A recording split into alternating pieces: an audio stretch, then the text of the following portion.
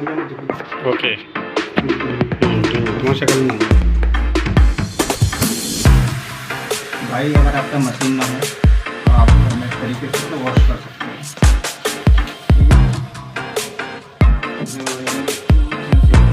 अच्छा हुआ आप सब अच्छे से इसकी मेंटेनेंस रखिए।